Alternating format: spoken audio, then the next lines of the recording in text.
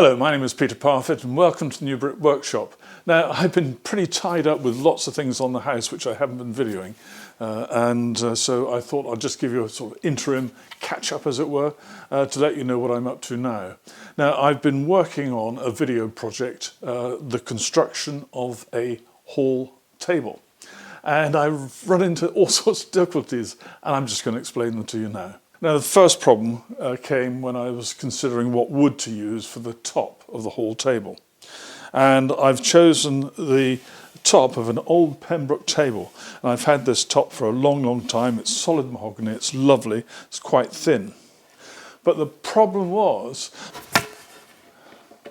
underneath here there are quite a few places where I really have to cut the wood away. There are holes, there are places where hinges used to go, and so on. And originally the whole table needed to be a particular size. Now, if you've seen my recent video, which is a restoration of a cabinet, that is now performing the function that this whole table was supposed to do. So this table now is going to go somewhere else completely different. And that has allowed me to make it smaller, small enough so that I can get rid of these blemishes. Right, that's the first problem. And the second problem was the wood. Now, I've got some odd ends of mahogany, but some of them are pretty poor. In fact, this really is sapele, I think. It's so close to the edge of the tree that you can see the changing colour, and it's just not a very good piece at all. And I'd hoped, before I started planing this, that it was going to be a super piece so I could do some of the sides and the drawer front, but that is not to be. And you can see in this video clip, which is playing just here, that I had originally thought I could use that wood, but I've decided it's just not good enough. So I had to have another plan. And the problem is that I didn't have any mahogany which was wide enough to take over from these other pieces which I was intending to use. So my plan now is to put some veneer on it. And this veneer is maple veneer, which I had left over from a project I did many years ago, making a keyboard cabinet. And you can see how I've set this up here, now to illustrate what I'm doing. This is what would be the side of the table.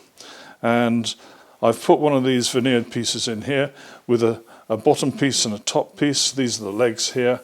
And you can see now the contrast between the maple and the mahogany actually looks quite pleasing. So in one go I've achieved two things. First of all, I've overcome the rather awful quality of the wood that I was using. And in the second go, I think I've made this rather pleasing effect, because otherwise this would be a rather large area of fairly plain wood. Now, unfortunately, I didn't video the veneering process, but it's very, very simple. What I did was I took my piece of wood, made sure the surface was clean and dry, and nice and flat and smooth, and I then got my veneer and cut it approximately to size, so it was actually overhanging in all four edges. I then, using a roller, put on some of this tight bond veneer adhesive, and this is a big bottle which I got from Axminster actually a long time ago, and I've kept it at an even temperature, not allowing it to get below freezing or anything silly like that, and it's perfectly good now. All you've got to remember is to give it a good shake before you use it. I put it on with a roller, and with the roller I put some onto both the underside of the veneer and also onto the top of the piece of wood. And I was doing two at a time, so I was able to sandwich one on top of the other with greaseproof paper in between. It was a larger piece than this, like so, and then I clamped it so that the two pieces of wood, because they're fairly thick, were able to spread the load of the clamps. I think I had about 8 clamps, small clamps on here, keeping it pressed flat. And there you see the finish effect. And this is quite an interesting grain, and once I use some Osmo on this, that will bring this grain to life and it'll be absolutely super.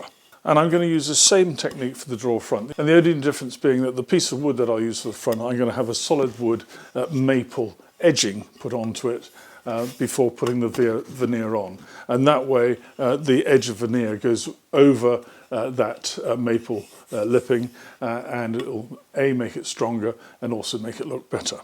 So that'll be the drawer front, but for the drawers themselves I'm trying something completely new, and I've got from Accuride a pair of their under drawer hidden drawer runners. Now these are rather nifty because when these are installed you'll see no mechanism.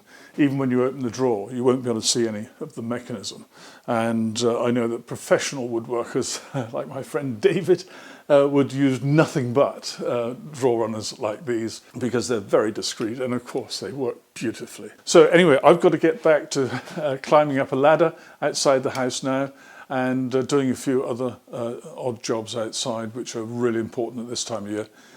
This project though will be in a video which I hope to release within the next 2 to 3 weeks.